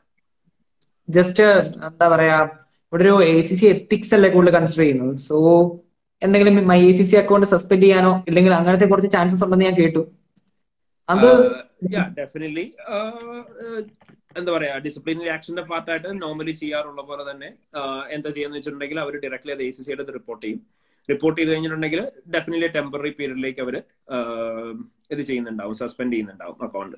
ആ പീരീഡിൽ നിങ്ങൾക്ക് എക്സാം എഴുതാൻ പറ്റില്ല. ഇവൻ ഇപ്പൊ കണ്ടില്ല, ഇപ്പൊ നമ്മുടെ റീസെന്റ് കുറച്ച് സ്റ്റുഡൻസ് എക്സാമിന് കോപ്പി ചെയ്തു എന്നുള്ളതിന്റെ ബേസിസിൽ പോലും, അല്ലെങ്കിൽ എക്സാമിന്റെ ഇൻസ്ട്രക്ഷൻസ് കേട്ടിട്ടില്ല എന്ന് പറഞ്ഞിട്ട് പോലും അവരുടെ കുറെ പേരുടെ അക്കൗണ്ട് സസ്പെൻഡ് ചെയ്തിട്ടുണ്ട്. ഇപ്പം കുറെ എൻക്വയറീസ് വരുന്നുണ്ട് അതിന്റെ ബേസിസിൽ. അതെ, എല്ലാരും കേട്ടു. റിമോട്ട് എക്സാമിന് കോപ്പി അടിക്കാൻ നോക്കണ്ട, പിടിച്ചാൽ തീർന്നു നിങ്ങളുടെ. പിന്നെ ACC എന്ന് പറയുന്ന ഒരു ജേണിയേ ഇല്ല, അവിടെ കൊണ്ട് സ്റ്റോപ്പായി. അവിടെ കൊണ്ട് തന്നെ ഷട്ടർ ഇട്ടു. സോ ACC എത്തിക്സ് ആണ് കൂടുതൽ വാല്യൂ ചെയ്യുന്നത്. So don't go for that. Okay. അതിൽ നിന്ന് എങ്ങനെ ഊരിപ്പോരാന്നുള്ള ബേസിസിൽ നമ്മളെ ആരും വിളിച്ചു ചോദിക്കേണ്ട, വേറെ ഒരു മാർഗ്ഗമില്ല. ACC ഉള്ളൂ. നിങ്ങൾ കോപ്പി അടിക്കാന്ന് ഉദ്ദേശിക്കുമ്പോൾ ഇറ്റ് ഡസൻ മീൻ നിങ്ങൾ വേറെ എവിടെയും നോക്കി എഴുതണം അല്ലെങ്കിൽ ആരോടും ചോദിച്ചെഴുതണം എന്ന് യാതൊരു നിർബന്ധമില്ല. സേ ഫോർ എക്സാമ്പിൾ, നിങ്ങളിപ്പോ റിമോട്ട് എക്സാം എഴുതിക്കൊണ്ടിരിക്കുന്ന സമയത്ത് നിങ്ങളുടെ പ്രോക്ടർ നിങ്ങളുടെ അടുത്ത് സ്ക്രീനിൽ തന്നെ ശ്രദ്ധിക്കാൻ പറയും, അല്ലെങ്കിൽ നിങ്ങളോട് അവിടെ നോക്കരുത് ഇവിടെ നോക്കരുത്, അൺവാണ്ടഡ് ആയിട്ടുള്ള സൗണ്ടുകൾ എന്തെങ്കിലും ഉണ്ട് അത് ക്വിറ്റ് ചെയ്യാനൊക്കെ പറയുന്ന സമയത്ത് അവർ പറയുന്നത് എന്താണ് അത് ശ്രദ്ധിക്കുക. ഇപ്പൊ പറഞ്ഞതേ ഉള്ളൂ ഇമ്പോർട്ടന്റ് ആയിട്ട്. കാരണം 1-2 കുട്ടികൾക്കല്ല, ഒരുപാട് പേർക്ക് ഈ സെയിം ഇഷ്യൂസ് ഉണ്ടായിട്ടുണ്ട്. ഒരുപാട് സ്റ്റുഡൻസ് ഈ സെയിം കാര്യം പറഞ്ഞ് എൻക്വയറീസ് ആയിട്ട് വരുന്നുണ്ട്. ഓക്കെ, അപ്പൊ അതൊന്ന് ശ്രദ്ധിക്കുക എല്ലാവരും, especially during your remote exams. So വേറൊരു ക്വസ്റ്റ്യൻ, ഇത് UK ഡിഗ്രി ആണ്. സോ എല്ലാ കൺട്രീസിലും ഇത് എന്താ വാലിഡ് ആണോ? സോ അതിന്റെ കുറിച്ചുണ്ടോ? എല്ലാ കൺട്രീസിലും വാലിഡ് ആണ്. അതുപോലെ തന്നെ നോർമൽ ആ യൂണിവേഴ്സിറ്റി പോയി പഠിക്കുന്ന പോലെ തന്നെ, നോർമൽ ഒരു യൂണിവേഴ്സിറ്റിയിൽ പോയി പഠിക്കുന്ന പോലെ തന്നെ ഒരു പീസ് ഓഫ് പേപ്പറിൽ ഓക്സ്ഫോർഡ് ബ്രൂക്സ് സർട്ടിഫിക്കേഷൻ അല്ല. പെട്ടെന്ന് കിട്ടുമ്പോൾ എല്ലാവരും ഓർക്കും ഇതൊരു ജസ്റ്റ് പേപ്പർ മാത്രമേ ഉള്ളൂ. കിട്ടുന്നു എന്നുള്ളൊരു ഫാക്ടർ അതിന്റെ ഇല്ല. ഇതിന്റെ അകത്ത് പെട്ടെന്നൊന്നും കിട്ടുന്നില്ല. നിങ്ങൾ കഷ്ടപ്പെട്ട് നിങ്ങളുടെ F1 to F9 papers complete ചെയ്തതിന്റെ ബേസിസിലാണ് അവർ ഇത് പ്രൊവൈഡ് ചെയ്യുന്നത്. അതുപോലെ തന്നെ ഇപ്പം നമുക്കറിയാം ബേസിക്കലി ഒരു BCom പോലത്തെ ഒരു ഡിഗ്രിക്കകത്ത് പഠിക്കുന്നതും നിങ്ങളുടെ ACC F1 to F9 വരെ പേപ്പേഴ്സിനകത്ത് പഠിക്കുന്നതും തമ്മിൽ എത്രത്തോളം കമ്പയർ ചെയ്യാൻ പറ്റും എന്നുള്ള കാര്യം നിങ്ങൾക്ക് അറിയാം, അല്ലെങ്കിൽ അത് കമ്പയർ ചെയ്യാൻ പറ്റത്തില്ല എന്നുള്ള ഫാക്ടർ ശരിക്കും നിങ്ങൾക്ക് അറിയാം. അത് തന്നെയാണ് ഇവിടെ വരുന്നത്. You have already done A proper set of studies while attending your first 9 papers. And ആ പേപ്പേഴ്സ് അറ്റൻഡ് ചെയ്തതിന്റെ ബേസിസിലും അവിടുന്ന് നിങ്ങൾക്ക് ഉണ്ടായ നോളജ് പാർട്ടിന്റെയും ബേസിസിലാണ് അവർ നിങ്ങൾക്ക് ആ ഒരു എക്സംഷൻ പ്രൊവൈഡ് ചെയ്യുന്നത്. ആൻഡ് നിങ്ങൾക്ക് ആ ഒരു പർട്ടിക്കുലർ നോളജ് എന്തൊക്കെയാണ് നിങ്ങൾ നേരത്തെ ഗെയിൻ ചെയ്തത്, ആ ഗെയിൻ ചെയ്ത നോളജ് നിങ്ങൾക്ക് പ്രോപ്പർലി ഒരു പർട്ടിക്കുലർ അനാലിസിസ് പാർട്ടിൽ യൂസ് ചെയ്യാൻ പറ്റുന്നുണ്ടെന്ന് എൻഷുർ ചെയ്യാൻ വേണ്ടിയിട്ടാണ് അവർ നിങ്ങളോട് ഈ ഒരു പ്രോജക്ട് ചെയ്ത് സബ്മിറ്റ് ചെയ്യാൻ പറയുന്നത്. Okay, so maybe this will be the most worst question. അത് എനിക്കും തോന്നിയതാണ്. എന്തുകൊണ്ടാണ് BCom ബാച്ചുലർ ഓഫ് കൊമേഴ്സ് അല്ലെങ്കിൽ നമുക്ക് BSc എന്ന് പറയുന്ന ടേം ഇവിടെ ഉപയോഗിക്കുന്നില്ല ഇന്ത്യയില്. പക്ഷെ പുറത്തൊക്കെ BSc അക്കൗണ്ടിങ്. സോ അതെന്താ അവിടെ അവിടെ മാത്രം BSc ബാച്ചിലർ ഓഫ് സയൻസ് എന്ന് വരാൻ കാരണം ആ ഒരു അക്കൗണ്ടിങ്ങും ഫിനാൻസും അല്ല ഹെഡില്? ഈ ബാച്ചുലർ ഓഫ് സയൻസ് എന്ന് പറഞ്ഞിട്ട് അവിടെ വരുന്ന ഒരു ഡിഫറൻസ് എന്താണെന്ന് ചോദിച്ചാൽ കൂടുതലും അവിടെ ഈ BSc ഡിഗ്രീസ് വന്നു കഴിയുമ്പോഴത്തേനും ആപ്ലിക്കേഷൻ ലെവലിലുള്ള കാര്യങ്ങളായിരിക്കും പഠിക്കുന്നുണ്ടാവുക. അതുകൊണ്ടാണ് ബാച്ചിലേഴ്സ് എന്നുള്ളതിന് ബാച്ചിലേഴ്സ് കൊമേഴ്സ് എന്ന് പറയുന്നതിന് പകരം ബാച്ചിലർ ഓഫ് സയൻസ് എന്നുള്ള രീതിയിൽ ഇതുപോലത്തെ ഡിഗ്രി പ്രോഗ്രാംസ് വരുന്നത്. ഓക്കെ, സോ ബേസിക്കലി നമ്മൾ അവിടെ പറയുന്ന ഒരു റീസൺ അതാണ്. ഇപ്പൊ ഞാൻ പറഞ്ഞ പോലെ തന്നെ നിങ്ങൾ എന്താണ് ACCA സ്റ്റഡീസിൽ പഠിച്ച knowledge, purely you are applying that knowledge in to a research analysis project part. അപ്പം ഡെഫിനറ്റ്ലി നിങ്ങൾ പഠിച്ച നോളജ് എന്തൊക്കെയാണോ അത് അതുപോലെ തന്നെ അപ്ലൈ ചെയ്യാൻ പറ്റുന്നുണ്ട്. സോ അങ്ങനെയുള്ള ഡിഗ്രി പ്രോഗ്രാംസിനെയാണ് നമ്മൾ ബേസിക്കലി BSc എന്ന് പറയുന്നുണ്ടാവുക. ഓക്കെ, സോ SBA ഒക്കെ ചെയ്യാൻ പോകുന്ന ആൾക്കാർക്ക് ഏറ്റവും നല്ലതായിരിക്കും ഈ ഒരു പ്രൊജക്ടിൽ വർക്ക് ചെയ്യുന്നത്. അതെ അതെ അതെ അതെ. SBA ഒക്കെ ചെയ്യുന്ന സമയത്തുള്ള ബെനിഫിറ്റ് എന്താണെന്ന് വെച്ചാൽ ഇതാണ്. നമ്മൾ പറഞ്ഞ പോലെ തന്നെ ഈ ബിസിനസ് മോഡൽസ് ഒക്കെ നേരത്തെ നമ്മൾ ജസ്റ്റ് ബുക്സിൽ കണ്ട 1-2 എക്സാമ്പിൾസ് ആയിട്ടാണ് നോക്കി പോയിട്ടുള്ളത്. ആ ഓരോ ബിസിനസ് മോഡൽസ് ഇപ്പൊ ഫോർ എക്സാമ്പിൾ ഇപ്പം and moreover you can choose a company according to your wish. ഇപ്പം 3 ഇയറിൽ എക്സെപ്ഷണലി ഹൈ പെർഫോം ചെയ്ത കമ്പനീസിനകത്ത് BMW അതുപോലെയുള്ള കമ്പനീസ് ഒക്കെ വരും. അപ്പം നിങ്ങൾക്ക് ഇപ്പം ഒരു എന്താ പറയാ ചൂസ് ചെയ്യേണ്ട കമ്പനി എന്ന് പറയുന്നത് ഇപ്പം BMW പോലുള്ള ഒരു ഓട്ടോമൊബൈൽ ബേസ്ഡ് ആയിട്ടുള്ള കമ്പനിയാണോ, and if you are a fashion enthusiast അങ്ങനെയാണെന്നുണ്ടെങ്കിൽ അത് ബേസ്ഡ് ആയിട്ടുള്ള ഒരു കമ്പനിയാണോ, you can choose any company over the world. വേൾഡിലുള്ള ഏത് കമ്പനിയും, അതായത് ഓയിൽ ആൻഡ് നാച്ചുറൽ ഗ്യാസ് അതുപോലുള്ള കമ്പനി തൊട്ടിട്ട് നോർമലി നമ്മൾ ഡേ ടു ഡേ ബേസിസിൽ കാണാറുള്ള എല്ലാ കമ്പനീസും നിങ്ങൾക്ക് അനലൈസ് ചെയ്യാൻ പറ്റും. ബേസിക്കലി നമ്മൾ പറയുന്ന സമയത്ത് ഇങ്ങനെയാണ് പറയാ, U can choose any listed entity. Listed entity ഏത് വേണമെങ്കിലും ചൂസ് ചെയ്യാം. ഇപ്പം ലിസ്റ്റഡ് എൻറ്റിറ്റി ചൂസ് ചെയ്യണം എന്ന് തന്നെ അവരൊരു ക്രൈറ്റീരിയ വെക്കുന്നില്ല. ലിസ്റ്റഡ് എൻറ്റിറ്റി എടുക്കാൻ പറയുന്നത് because we know that publicly available ആയിട്ടുള്ള ഇൻഫർമേഷൻസിന് ലിസ്റ്റഡ് എൻറ്റിറ്റി ആയിരിക്കും ചൂസ് ചെയ്യുന്നത് ബെറ്റർ. അതുകൊണ്ടാണ് നമ്മൾ ലിസ്റ്റഡ് കമ്പനീസ് ചൂസ് ചെയ്യാൻ പ്രിഫർ ചെയ്യുന്നത്. ഓക്കെ, എല്ലാ OBU മെന്റേഴ്സിന്റെയും നെയിമിന്റെ കൂടെ ACCA ഉള്ള പോലെ BSc അക്കൗണ്ടിങ് എന്ന് ഇടാറില്ലല്ലോ. Why is that? So BSc is a degree program, ACCA is a professional course. Professional course കഴിഞ്ഞതിന് ശേഷമാണ് ബേസിക്കലി സഫിക്സ് അല്ലെങ്കിൽ പ്രിഫിക്സ് വരിക. അതുകൊണ്ട് തന്നെയാണ് ഇടാത്തത്. ഓക്കെ ഓക്കെ, സോ ഇതൊക്കെയാണ് ബേസിക്കലി ഒരു ക്വസ്റ്റ്യൻ ആയിട്ട് എനിക്ക് വന്നതും ഇല്ലെങ്കിൽ എനിക്കുണ്ടായിരുന്ന ഡൗട്ടും ഒക്കെ ഇതായിരുന്നു. സോ എനിക്ക് പക്ക ക്ലിയർ ആയിട്ടുണ്ട്, ഒരു ക്ലിയർ പിക്ചർ ആയിട്ടുണ്ട്. പിന്നെ ലാസ്റ്റ് ഒരു ക്വസ്റ്റ്യൻ ചോദിക്കാനുള്ളത്, എങ്ങനെയാണ് ഗ്രേഡിങ്? ലൈക്ക് ഞാൻ പറയാമല്ലോ, എനിക്ക് ഒരു ഡൗട്ട് തോന്നിയതാണ്, എങ്ങനെയാണ് ഈ ACCA മാർക്സ് ഇവിടെ യൂസ് ചെയ്യുക?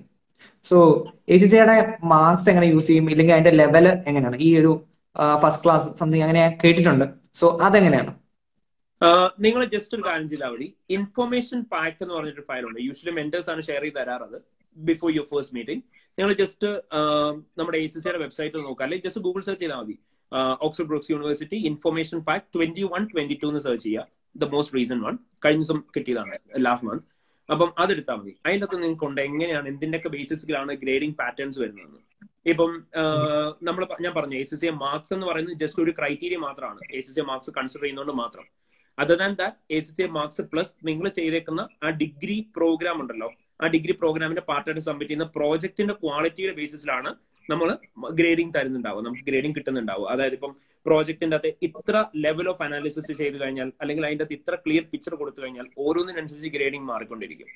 ഓക്കെ, അതുപോലെ SLS എന്ന് പറയുന്ന ഡോക്യുമെന്റ് പോലും കൺസിഡർ ചെയ്തിട്ടായിരിക്കും. അതായത് നമുക്ക് എന്തൊക്കെയാണ് we achieved as objective from the project, how was your meeting with the mentor, ഇതുപോലത്തെ ക്വസ്റ്റൻസ് പോലും അവർ കൺസിഡർ ചെയ്യും. And if it was a proper set of meeting, അതുപോലെ തന്നെ ഓരോ കാര്യങ്ങളും പ്രോപ്പർ ആയിട്ടാണ് ചെയ്തെന്നുണ്ടെങ്കിൽ അതിനനുസരിച്ചായിരിക്കും നമുക്ക് ഗ്രേഡിംഗ് വരുന്നുണ്ടാവുക.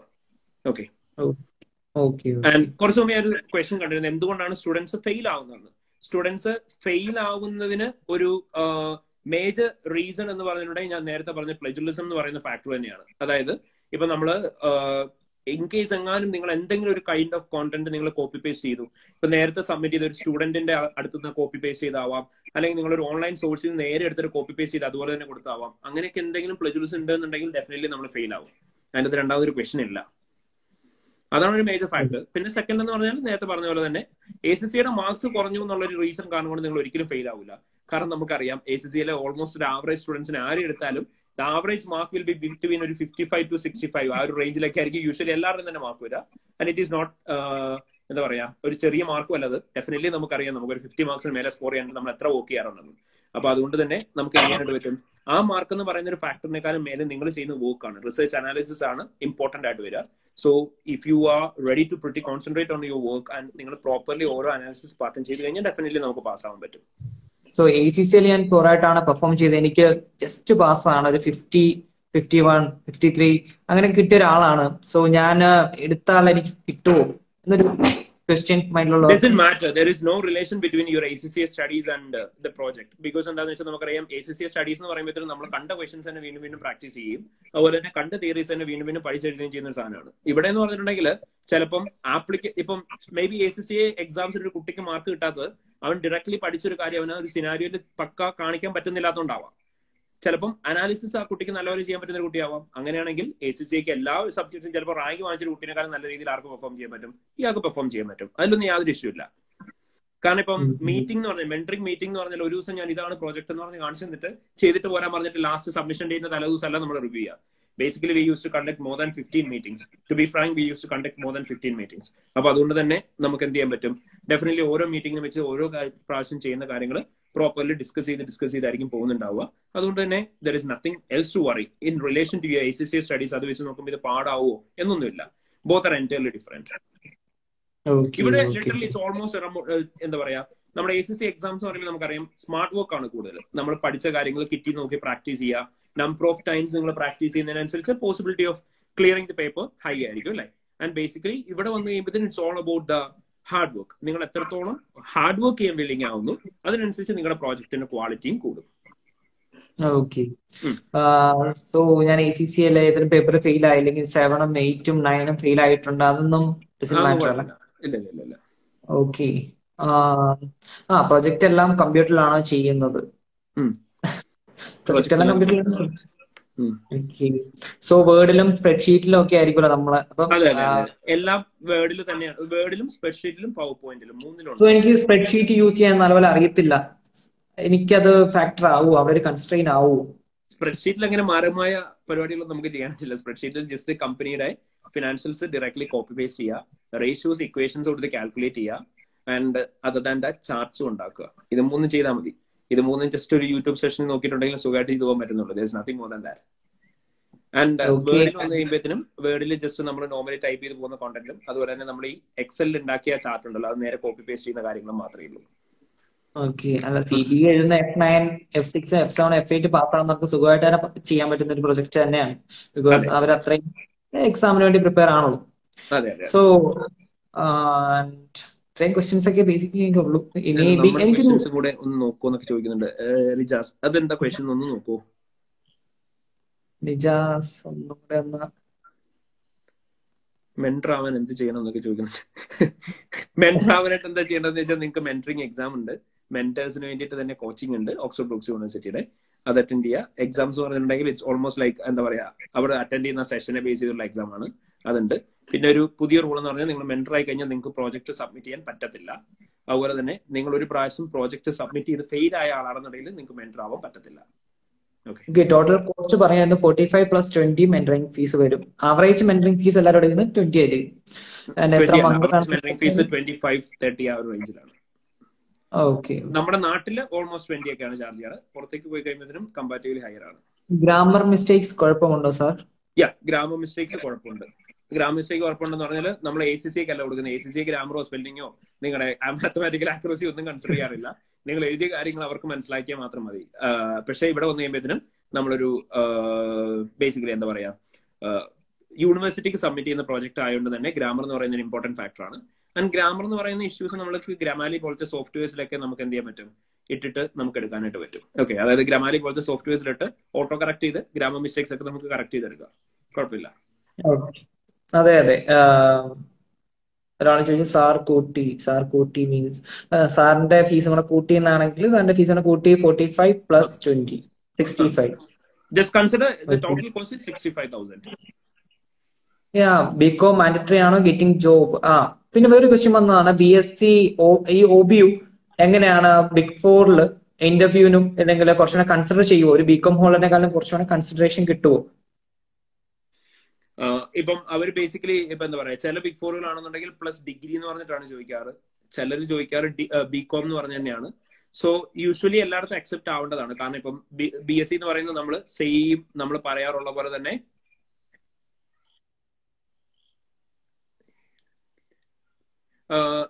BSc എന്ന് പറയുന്നത് സെയിം ഡിഗ്രി പോലെ തന്നെ വാലിഡ് ആയിട്ടുള്ള കാര്യമാണ്. സോ കമ്പനീസ് അത് പ്രിഫർ ചെയ്യാറുണ്ടെന്നുണ്ടെങ്കിൽ definitely you can apply for that. റിജാസിന്റെ ക്വസ്റ്റ്യൻ എന്താണെന്ന് നോക്കൂ. റിജാസിന്റെ ക്വസ്റ്റ്യൻ റിജാസ് ഒന്നും കൂടെ ഒന്ന് അയക്കാമോ? എല്ലാരും അയക്കുന്നുണ്ട്. കുറച്ച് പ്രശ്നം.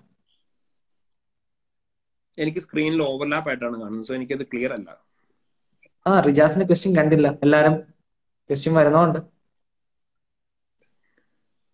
Best P level papers in your opinion. Best P level paper എന്താ? എല്ലാ പേപ്പേഴ്സും F1 basically SBL and SBR ആണ് mandatory papers. Other than that everything is based on your preference. അതായത് നിങ്ങളുടെ F ലെവൽസ് ചെയ്തതിനനുസരിച്ച് നിങ്ങൾക്ക് എങ്ങനെയാണോ ഏറ്റവും സ്മൂത്ത് ആയിട്ട് നിങ്ങൾക്ക് കംപ്ലീറ്റ് ചെയ്യാൻ പറ്റുമെന്ന് തോന്നുന്നു, അതിനനുസരിച്ച് പി ലെവൽ പേപ്പേഴ്സ് ചൂസ് ചെയ്യാനേ പറയുന്നുള്ളൂ. അല്ലാണ്ട് ഒരു ഒപ്പീനിയൻ ആയിട്ട് എനിക്ക് പറയാനായിട്ടില്ല. ഓക്കെ. അതെ, ആർക്കെങ്കിലും ക്വസ്റ്റ്യൻസ് ഞങ്ങൾ വിട്ടുപോയിട്ടുണ്ട് 1:11 അയക്കുവാണെങ്കിൽ.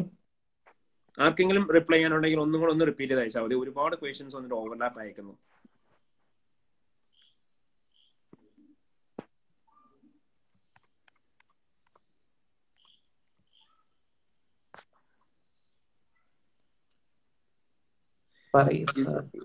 MBA is a good combination with ACCA. Yeah, no problem. MBA good combination ആണോ എന്ന് ചോദിച്ചാൽ ഇപ്പൊ എന്താ പറയാ, ഇപ്പം MBA നിങ്ങളിപ്പം ACCA 9 പേപ്പേഴ്സ് എക്സംഷൻ കിട്ടാൻ വേണ്ടിയിട്ട് മാത്രം എടുക്കുന്ന ഒരു MBA ആണെന്നുണ്ടെങ്കിൽ എനിക്കറിയില്ല അതിന് എത്രത്തോളം വാലിഡിറ്റി ഉണ്ടെന്നുള്ള കാര്യം. ഹൗവർ ഇപ്പൊ നിങ്ങൾ ACCA പ്രോഗ്രാം റെഗുലർ ബേസിസിൽ ചെയ്തു എന്നിട്ട് ഒരു നല്ല യൂണിവേഴ്സിറ്റിയിൽ നിന്ന് MBA കൂടെ ചെയ്യണമെങ്കിൽ definitely it will have add on values. What about salary of an ACCA? ഇതാ ഒരു സെഷൻ അല്ല സാലറി ഓഫ് ആൻ ACCA. പിന്നെ എല്ലാരും പറയുന്നുണ്ട്, ചില സ്റ്റുഡൻസ് ജോയിൻ ചെയ്യാൻ പോകുന്ന സ്റ്റുഡൻസ് ഉണ്ട്. അപ്പൊ അവരോട് ചില ഇൻസ്റ്റിറ്റ്യൂഷൻകാർ പറയുന്നുണ്ട്, നിങ്ങൾക്ക് ACCA കഴിഞ്ഞാൽ നിങ്ങൾക്ക് ACCA ചെയ്ത് തീർക്കുമ്പോൾ തന്നെ നിങ്ങൾക്ക് BSc കിട്ടും. അതുപോലെ തന്നെ എന്തൊക്കെയാ ലൈക്ക് MBA കിട്ടും. അതൊന്നുമല്ല, പ്രൊജക്ട് സബ്മിറ്റ് ചെയ്യണം. പ്രൊജക്ട് സബ്മിറ്റ് ചെയ്യുന്നതിന് അതിനും പാസിംഗ് ക്രൈറ്റീരിയാസ് ഉണ്ട്. സാറ് പറഞ്ഞ പോലെ അതിനും ഹാർഡ് വർക്ക് ഇടണം, എന്തെങ്കിലും മാത്രമേ കിട്ടത്തുള്ളൂ. ചുമ്മാ ACCA പാസ്സായ പറഞ്ഞാൽ കിട്ടത്തില്ല. ഹാഫിസ് ഒരു ക്വസ്റ്റ്യൻ ചോദിക്കുന്നുണ്ട്. ഹാഫിസ് ചോദിക്കുന്ന ക്വസ്റ്റ്യൻ എന്താ വെച്ചാൽ ഇൻഡസ്ട്രി സെക്ടർ ബെഞ്ച് മാർക്ക് ഇല്ലേ എന്നാണ് ചോദിക്കുന്നത്. Hafiz industry sector bench mark എടുത്തു മാറ്റി OBU. ഇപ്പൊ ആ ബെഞ്ച് മാർക്ക് ഇല്ല. നമുക്ക് ആ ബെഞ്ച് മാർക്ക് എന്ന് പറയുന്നത് നേരത്തെ ടോപ്പിക് നമ്പർ 8-നും 15-നും ആണ് ഉണ്ടായിരുന്നത്. അത് രണ്ടും റിമൂവ് ചെയ്തു. അതിന് പകരമാണ് ഞാൻ പറഞ്ഞത് അവരത് വേറെ രീതിയിൽ തന്നെ സ്പ്ലിറ്റ് ചെയ്താക്കി. വേറെ രീതിയിൽ എന്ന് പറഞ്ഞാൽ ഇപ്പൊ നമുക്ക് ചൂസ് ചെയ്യാൻ പറ്റുന്ന ടോപ്പിക് നമ്പർ 4 ആണ് എടുക്കുന്നതെങ്കിൽ കഴിഞ്ഞ 3 ഇയേഴ്സിൽ എക്സെപ്ഷനലി പുവർ ആയിട്ട് പെർഫോം ചെയ്ത ഏതെങ്കിലും ഒരു കമ്പനി നമുക്ക് ചൂസ് ചെയ്യാം. ടോപ്പിക് നമ്പർ 5 ആണെന്നുണ്ടെങ്കിൽ എക്സെപ്ഷനലി ഹൈലി പെർഫോം ചെയ്ത ഏതെങ്കിലും ഒരു കമ്പനി ചൂസ് ചെയ്യാം. ടോപ്പിക് നമ്പർ 8 ആണെന്നുണ്ടെങ്കിൽ സെയിം ആസ് ദാറ്റ് ഏതെങ്കിലും ഒരു പർട്ടിക്കുലർ ഇൻഡസ്ട്രി തന്നെ ഡൗൺവേർഡ് പോയി അങ്ങനെയാണെങ്കിൽ ആ ഇൻഡസ്ട്രിയിലുള്ള ഏതൊരു കമ്പനി ചൂസ് ചെയ്യാം. അങ്ങനെ ഇഷ്ടമുള്ള കമ്പനി ഇപ്പം അതുകൊണ്ട് തന്നെ നമുക്ക് വേൾഡ് ത്രൂ ആയിട്ടുള്ള ഏത് കമ്പനി വേണേലും ഈ 3 ക്രൈറ്റീരിയയുടെ ബേസിസിൽ ചൂസ് ചെയ്യാം. 4, 5, ടോപ്പിക് നമ്പർ 8. നേരത്തെ ഉണ്ടായിരുന്ന ബെഞ്ച് മാർക്സ് എടുത്ത് മാറ്റിയിട്ടുണ്ട് കേട്ടോ. ഓക്കെ സാർ, ഇത്രയും ക്വസ്റ്റ്യൻസേ ഉള്ളൂ. ഇനി ആർക്കെങ്കിലും ക്വസ്റ്റ്യൻസ് ഉണ്ടെങ്കിൽ പെട്ടെന്ന് തന്നെ ചോദിക്കണം, ബിക്കോസ് എൻഡ് ചെയ്യാനുള്ള സമയമായി. ഓട്ടോമാറ്റിക്കലി ഇപ്പൊ എൻഡ് ആവും അല്ലേ? അതെ അതെ അതെ. സോ എന്തെങ്കിലും ഫർദർ ക്വസ്റ്റ്യൻ ഉണ്ടോ? ആള് കുറച്ചു മുമ്പ് ചോദിച്ച ക്വസ്റ്റ്യൻ കിട്ടിയില്ലല്ലോ. ACCA വിത്ത് റെഗുലർ LLB അതൊക്കെ റയർ ഓപ്ഷൻസ് ആണ്. എനിക്ക് അതിനെ കുറിച്ച് ഒരുപാട് കാര്യങ്ങൾ അറിയില്ല. ഇൻ ദ സെൻസ് വർക്കിന്റെ ഒപ്പം ചെയ്യാൻ പറ്റുമോ എന്ന് ചോദിച്ചു. അത് ഓൾറെഡി വോക്കിനൊപ്പം ചെയ്യാൻ പറ്റും. വോക്കിനൊപ്പം ചെയ്യാൻ പറ്റും. നമുക്ക് യൂഷ്വലി കൂടുതലും വരാനുള്ള സ്റ്റുഡൻസും വോക്കിനൊപ്പം തന്നെ ചെയ്തു പോകുന്നവർ തന്നെയാണ്. വോക്കിനൊപ്പമാണ് നിങ്ങൾ ചെയ്യുന്നതെന്നുണ്ടെങ്കിൽ അതിൻ്റെ അകത്തുള്ള ഒരു റിക്വസ്റ്റ് എന്ന് പറഞ്ഞതാണ് ഇത് you need to start as early as possible. അല്ലാന്നുണ്ടെങ്കിൽ ലാസ്റ്റ് ഡേയ്സിലേക്ക് വന്നു കഴിയുമ്പോഴത്തേനും യു നീഡ് ടു ടേക്ക് എന്താ പറയുക ഫ്യൂ ഡേയ്സ് ലീവ്. ഇത് രണ്ടിൽ എന്തെങ്കിലും ഒരു ഓപ്ഷൻ ചെയ്യണം. ആ ഒരു കാര്യം മാത്രം കൺസിഡർ ചെയ്താൽ മതി. ഞാൻ പറഞ്ഞില്ല, ബേസിക്കലി 1-to-1 മീറ്റിംഗ് ആണ് വരുന്നത്. അപ്പൊ അതുകൊണ്ട് തന്നെ നിങ്ങളുടെ വർക്കിനനുസരിച്ചും നിങ്ങളുടെ സ്റ്റഡീസിനനുസരിച്ചും മാനേജ് ചെയ്ത് പോകാനായിട്ട് പറ്റും. Okay okay sir, BSc CPA eligible ആണ്. CPA ചെയ്യണമെങ്കിൽ മാസ്റ്റേഴ്സ് വേണം. സോ ചെയ്തിട്ട് മാസ്റ്റേഴ്സും ചെയ്താൽ എലിജിബിൾ ആവും. ഞാൻ ACCA ഒരു MOU ട്രൈ ചെയ്യുന്നുണ്ട് CPA ആയിട്ട്, എലിജിബിലിറ്റി ക്രൈറ്റീരിയ ആയിട്ട് ACCA. അതെ അതെ. പിന്നെ മറ്റേ ഇതാണ്ട് ഇവർ ചോദിക്കുന്നുണ്ട് MSCയുടെ കാര്യം ചോദിക്കുന്നുണ്ട്. മാസ്റ്റേഴ്സ് ഇസ് ബെറ്റർ, ACCA കഴിഞ്ഞ് മാസ്റ്റേഴ്സ് ബെറ്റർ ആണോ എന്ന് ചോദിക്കുന്നുണ്ട്. ACCA കഴിഞ്ഞ് ഓഫ് കോഴ്സ് BSCയുടെ കാര്യം എന്താണെങ്കിലും വാല്യൂ ഉള്ള കാര്യം തന്നെയായിരിക്കും മാസ്റ്റേഴ്സ് എന്ന് പറയാം അല്ലെങ്കിൽ MSc എന്ന് പറയാം. പക്ഷേ MSCയിൽ വരുന്ന ഒരേ ഒരു പ്രശ്നം എന്താ വെച്ചാൽ it is much more costlier than BSc. MSc will cost റഫ്ലി അറൌണ്ട് മോർ ദാൻ 2 lakhs, ഒരു 2 to 3 lakhs അറൌണ്ട് ആവും. ഓക്കെ, നമുക്ക് ഇപ്പൊ കുറെ പേര് ചോദിക്കുന്നുണ്ട് വേറെ ടോപ്പിക്സ് ഉണ്ട്. ഞാൻ ICCA മലയാളത്തിനോട് പറയാം. ആർട്ടിഫിഷ്യൽ ഇന്റലിജൻസ് ഒക്കെ ചോദിക്കുന്നുണ്ട്. And better may be EY ഒക്കെ പോലത്തെ ഏതെങ്കിലും ബിഗ് ഫോഴ്സിൽ ആർക്കെങ്കിലും കൂടുതൽ അതിനെ കുറിച്ച് പറയാൻ പറ്റും. ഇപ്പം BScയുടെ അത്യാവശ്യം എല്ലാം ക്വസ്റ്റ്യൻസും ക്ലിയർ ആയി തോന്നുന്നു. ആൻഡ് ACCയെ കുറിച്ചുള്ള ഡൗട്ടൊക്കെ നമുക്ക് പിന്നെ ചോദിക്കാം. ആൻഡ് എന്തെങ്കിലും ഉണ്ടെങ്കിൽ പേഴ്സണൽ ആയിട്ട് മെസ്സേജ് അയക്കുക, എന്തെങ്കിലും ചെയ്താൽ മതി.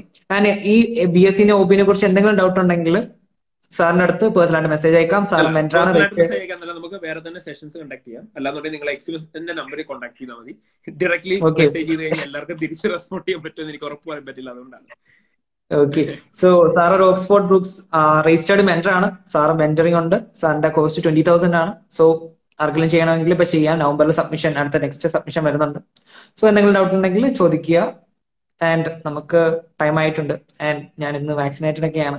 സോ ജോബും കഴിഞ്ഞാൽ കുറച്ച് ടയറാണ്. സോ എന്തെങ്കിൽ അതെ അതെ അതെ. സോ എന്നാ നമുക്ക് വൈൻഡപ്പ് ചെയ്യാം. കുറച്ച് പേര് ഡ്യൂറേഷനും കാര്യങ്ങളൊക്കെ ചോദിക്കുന്നുണ്ട്. ഈ കാര്യങ്ങളൊക്കെ നമ്മൾ ഓൾറെഡി ഡിസ്കസ് ചെയ്തിട്ടുണ്ട് ഈ വീഡിയോയ്ക്കകത്ത്. അപ്പം ഒരു കാര്യം ചെയ്യാം. And thank you Surya for all the support. And നമുക്ക് ഈ വീഡിയോ സേവ്ഡ് ആയിരിക്കും. ആൻഡ് ഈ വീഡിയോ സേവ് ആയതുകൊണ്ട് തന്നെ എന്ത് ചെയ്യാം, you can watch it any time. And നമ്മൾ ഓൾറെഡി നിങ്ങൾ ചോദിച്ച ഡൗട്ട്സ് എല്ലാം ഓൾമോസ്റ്റ് എല്ലാം റെസ്പോണ്ട് ചെയ്തിട്ടുണ്ട്. ആൻഡ് ഇൻ കേസ് എന്തെങ്കിലും ഡൗട്ട് ഉണ്ട് എന്നുണ്ടെങ്കിൽ യു ക്യാൻ കോൺടാക്ട് അവർ ത്രൂ അവർ വെബ്സൈറ്റ്. അല്ലാന്നുണ്ടെങ്കിൽ ഡയറക്ട്ലി ആണെങ്കിലും മെസ്സേജ് ചെയ്താൽ മതി. I will try to clarify maximum as possible, but I'm not assuring that. അല്ലെങ്കിൽ നമുക്ക് ഇനിയും പിന്നീട് നമുക്ക് സൂം സെഷൻസോ അല്ലെങ്കിൽ ഇതുപോലുള്ള റിലേറ്റഡ് സെഷൻസ് കണ്ടക്ട് ചെയ്യാം. അതുപോലെ തന്നെ നിങ്ങൾക്ക് ഇതുപോലെയുള്ള ഏതെങ്കിലും വാല്യൂ ആഡ് സെഷൻസിന്റെ ക്ലാസ്സസ് വേണമെന്നുണ്ടെങ്കിൽ രാഹുൽ അല്ലെങ്കിൽ ട്രോളിസിസിയിൽ നിങ്ങൾക്ക് മെസ്സേജ് ചെയ്യാം. Definitely they will be there to support you. Yeah, that's it. Okay sir, na good night. Yeah, good night all. Thank you so much. Bye. Thank you Rahul for the session. Thank you so much. Bye. Thank you sir. Yeah, thank you. Bye bye.